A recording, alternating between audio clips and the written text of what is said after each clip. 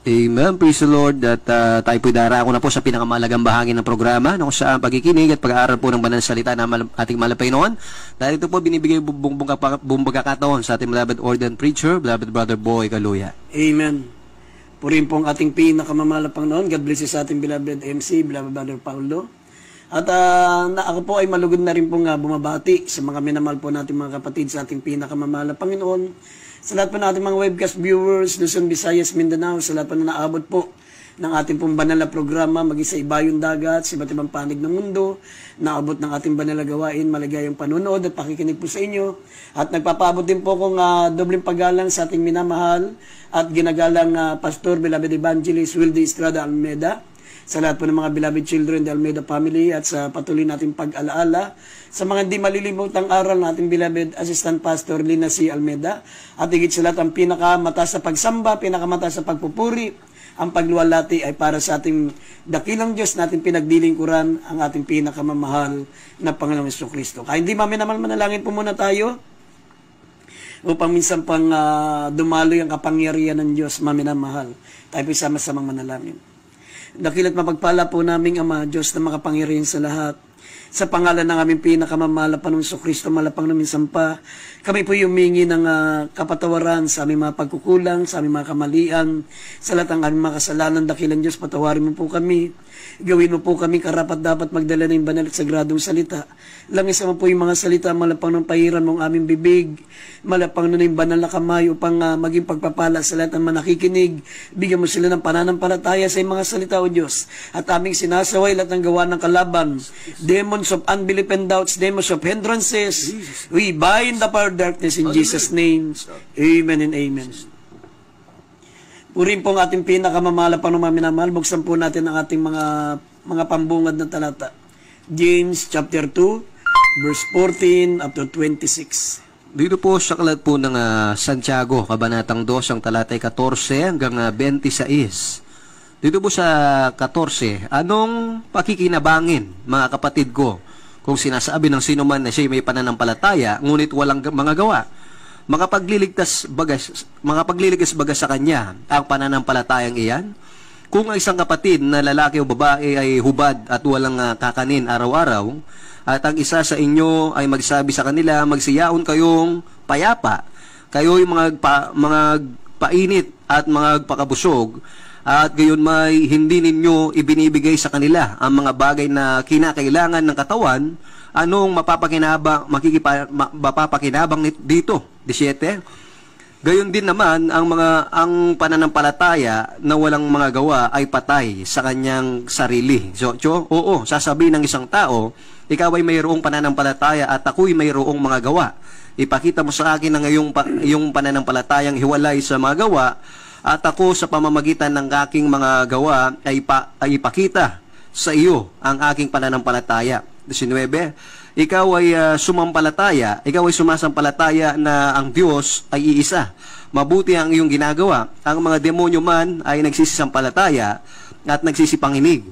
Datapat ibig mo bagang maalaman o taong walang kabuluhan na ang pananampalataya na walang mga gawa ay baog. 21. Hindi baga ang ating amang si Abraham ay inaring ganap sa pamamagitan ng mga gawa dahil sa kanyang inihain si Isaac na kanyang anak sa ibabaw ng dambana? Nakikita mo na ang pananampalataya ay gumagawang kalakip ng kanyang mga gawa, at sa pamamagitan ng mga gawa ay naging sakdal ang pananampalataya. 23. At natupad ang kasulatan na nagsasabi, at si Abraham ay sumampalataya sa Diyos at yaoy ibinilang na katwiran sa kanya, at siya'y tinawag na kaibigan ng Diyos. 24. Nakikita ninyo na sa pamamagitan ng mga gaway inaring ganap ang tao, at hindi sa pamamagitan ng pananampalataya lamang. 25. At gayon din naman, hindi rin baga si Rahab na patutot ay inaring ganap sa pamamagitan ng mga gawa, dahil sa tinanggap niya ang mga sugo at kanyang pinapagdaan sila sa ibang daan. 26. Sapagkat kung paanong ang katawan na walang espiritu ay patay, ay gayon din ang pananampalataya na walang mga gawa ay patay. Amen. Maminamahal, ang ating pong paksa ay pamamagatan po nating faith does not save. Faith does not save. Ibig sabihin, pananampalatayang hindi makapagliligtas. Mga minamahal, totoo po, sinabi ng Biblia na maliligtas po tayo sa pamagitan ng pananampalataya. Sinabi po ng Ephesians chapter 2 verse 8 and verse 9, "For by grace are ye saved through faith, and not of yourselves, it is the gift of God, not of works, lest any man should boast." Tayo maliligtas sa pamagitan ng pananampalataya, mga minamahal. Sabi ng Biblia, tayo po ay hindi ito galing sa ating sarili, ito'y kaloob ng Diyos. Tayo naligtas sa biyaya sa pamagitan ng pananampalataya. Pero matandaan po natin, hindi po lahat ng pananampalataya ay ligtas o makapagliligtas. Kasi kung ang pananampalataya natin, mga minamahal, hindi naayon doon sa iningi ng Diyos na tunay na pananampalataya, sinabi ng Biblia, ang ating pananampalataya ay patay. Kaya dito po, mga minamahal, matutungayan po natin, ano ba yung pananampalatayang makapagliligtas at ano yung pananampalatayang hindi makapagliligtas. Kaya mag-ingat po tayo kasi may mga nagtuturo na manampalataya ka lang sa mahal na Panginoong Kristo, ligtas ka na. Kahit ikaw ay hindi na gumagawa, kahit ikaw po, maminamal, ay bumabalik sa kasalanan, wala kang ginagawang mabuti, ligtas ka na raw. Hindi po totoo yan. Mayroong pananampalatayang hindi makapagliligtas at ito po ang mga sumusunod. Basahin po natin, maminamal, dito po sa mababasa po natin dito, mga minamahal, sa nabasa natin kanina sa James chapter 2 verse 14 up to 17. Sabi, ito po yung tinatawag na pretending or professing faith. Yung pagpapanggap na meron siyang pananampalataya. Professing faith. Pagpapanggap na meron siyang pananampalataya. Sabi ng banal na kasulatan, mga minamahal, anong pakikinabangan, mga kapatid, kung sinasabi ng sino man na siya may pananampalataya, ngunit walang gawa? Makapagliligtas baga sa kanyang pananampalatayang iyan?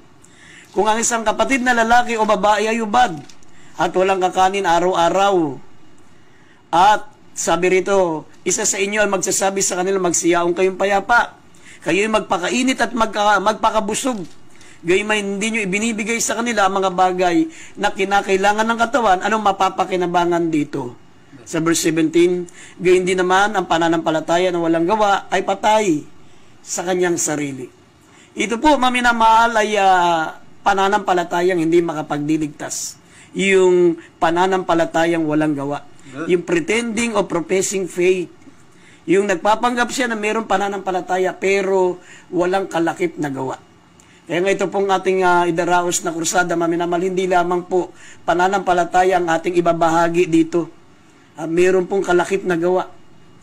Kaya yung mga minamahal natin mga kababayan dito po sa Olonga po, hindi lamang kayo makaririnig, minamahal ng kabutihan ng Diyos, ng kapangyarihan ng Diyos, ng pananampalataya sa Diyos. Lahat po ng mga dadalo, minamahal, makatatanggap po kayo ng mga regalong buhat sa Diyos, yung pong makasasapat sa ating pangangailangan na minamahal. Yung pong pang-araw-araw natin pangangailangan, makatatanggap po tayo ng mga groceries. Kaya groceries kung tayo po, minamahal, ay dadalo. Ito ipinakikita lamang natin yung ating pananampalatayang may gawa. Sabi nga, minamahal, kung sasabihin natin, makita natin ang ating mga kapwa na walang pagkain araw-araw, ubad, at sasabihin natin yumaong ka, payapa at magpakabusog, pero wala naman tayong ibinibigay, maminamahal, ito po'y pananampalatayang walang gawa. Sapagkat sabi dito sa 1 John, kung mababasa po natin ang 1 John chapter 3, verse 16, kung idadagdag po natin dito, ang tunay na pag-ibig o ang tunay na pananampalataya, dapat, sabi, wag tayo magsiibig lamang sa salita, kundi sa gawa at katotohanan. Ipakita natin yung ating pag-ibig, ipakita natin ang ating mga gawa sa pamagitan po, mga minamahal, ng ating pong mabubuting gawa, mga minamahal sa ating kapwa. Basahin po natin ang 1 John 3:16 Dito po sa hanggang kalat 18. Dito po sa kalat po ng unang 1, kabanatang 3, talatay 16 hanggang 18. Dito'y nakikilala natin ang pag-ibig, sapagkat kanyang ibinigay ang kanyang buhay dahil sa atin, at nararapat nating ibigay ang ating mga buhay dahil sa mga kapatid. 7, datapwat ang sino mang mayroong mga pag-aari sa sanglibutan ito, at nakikita ang kanyang kapatid na nangangailangan at doon ipagkait ang kanyang awa, paanong mananahan ang pag-ibig ng Diyos sa kanya? 18. Mumunti kong mga anak, huwag tayong magsiibig sa salita, ni sa dila man, kundi ng gawa at katotohanan. Amen. Maminamahal, sabi, huwag tayong magsiibig lamang sa salita o sa dila man, kundi sa gawa at katotohanan.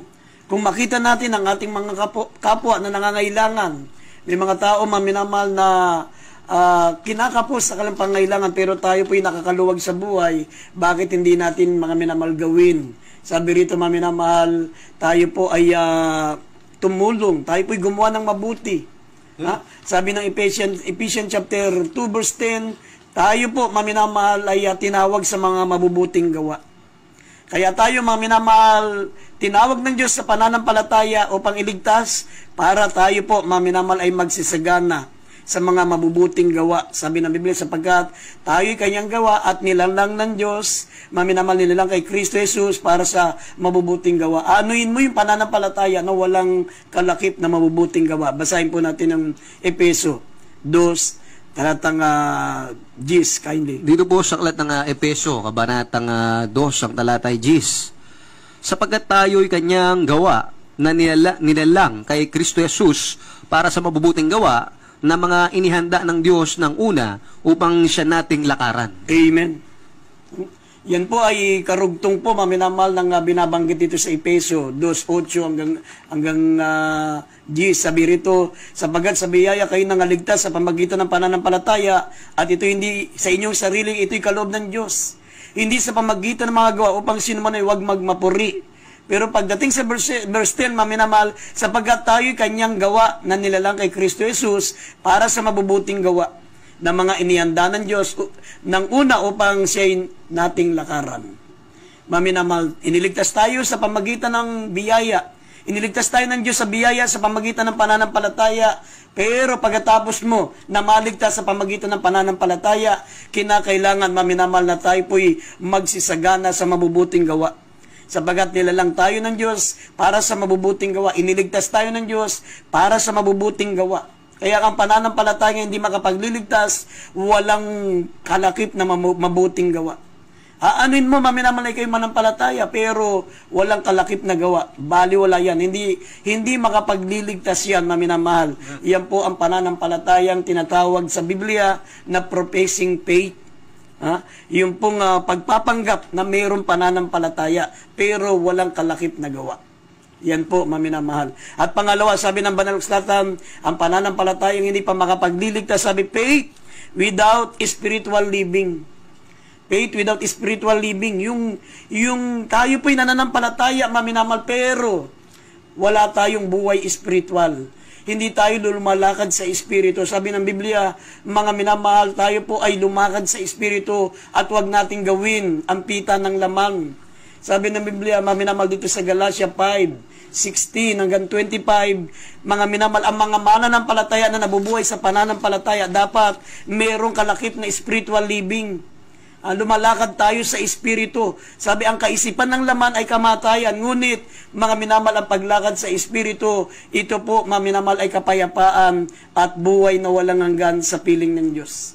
Pag walang spiritual living, namumuhay tayo sa kalayawan, namumuhay tayo sa lahat ng mga kasalanan, sa sanlibutan, katulad ng sinasabi sa Galatia, Kapitulo 5, talatang 19 hanggang 21. Sabi, hayag ang gawa ng lamang, yung pagtataniman, yung kapuotan, inggitan, pagkabahagi, idua ang pananampalataya, pagsamba sa mga Diyos-Diyosan, mga kalibugan. Sabi ng Biblia, ito po, maminamahal, ay gawang makalaman. Kaya kung tayo po ay nananampalataya sa mahal na Panginoong Kristo, maasa po tayo na naligtas tayo sa pamagitan ng pananampalataya, pero walang spiritual living. Maminamahal, ikinalulungkot ko, ito po'y bahagi ng pananampalatayang hindi makapagliligtas. Sabi ng Galatia 5, talatang 16. Basahin po natin, maminamahal. Galatia 5, talatang 16 hanggang 25. Dito po sa aklat po ng Galatia, kabanatang 5. Hanggang 20. dito po sa aklat po ng Galacia kabanatang 5 talata 16 hanggang 25. Sabi po dito sa 16, sinasabi ko nga, magsilakad kayo ayon sa espiritu at hindi ninyo gagawin ang mga pita ng laman. 17, sapagkat ang laman ay nagnanasa ng laban sa espiritu at ang espiritu ay laban sa laman, sapagkat ang mga ito ay nagkakalaban upang huwag ninyong gawin ang bagay na inyong ibigin. 18, Datapat kung kayo'y pinapatnumbay ng Espiritu ay wala kayo sa ilalim ng kautusan. At hayag ang mga gawa ng laman sa makatwid ay ang mga ito: pakikiapid, karumihan, kalibugan. 20, pagsamba sa Diyos-Diyosan, pangkukulam, mga pagtataniman, mga pagtatalo, mga paninibugho, mga pagkakaalitan, mga pagkakakampi-kampi, mga pagkakabahabahagi, mga hidwaang pananampalataya. 21, mga kapanaghilian, mga paglalasing, mga kalayawan. At ang mga katulad nito tungkol sa mga bagay na ito ay aking pinaalala sa inyo, tulad sa aking pagpapaalala ng una sa inyo, na ang mga nagsisigawa ng gayong mga bagay ay hindi magsisipagmana na karen ng Diyos. 22, Datapat ang bunga ng Espiritu ay pag-ibig, katuwaan, kapayapaan, pagpapahinuhod, kagandang loob, kabutihan, pagtatapat, kaamuhan, pagpipigil. Laban sa mga gayong bagay ay walang kautusan. 24, at ipinako sa krus ng mga nakay Kristo Jesus ang laman na kasama ang mga masamang pita at ang mga kahalayan nito. 25, kung tayo'y nangabubuhay sa pamamagitan ng Espiritu ay magsilakad naman tayo ayon sa Espiritu. Amen. Yan po, maminamahal. Kaya inuutusan po tayo, sabi, kung tayo nabubuhay sa pamagitan ng Espiritu, magsilakad naman tayo ayon sa Espiritu. Sabi, magsilakad kayo ayon sa Espiritu, sabi ng Galacia 5:16. Magsilakad kayo ayon sa Espiritu at hindi nyo dapat gawin ang mga pita ng laman. Sapagat ang laman ay nagnanasa ng laban sa Espiritu at ang Espiritu ay laban sa laman. Sapagat ang mga ito'y magkakalaban upang huwag nyong gawin ang mga bagay na inyong ibigin.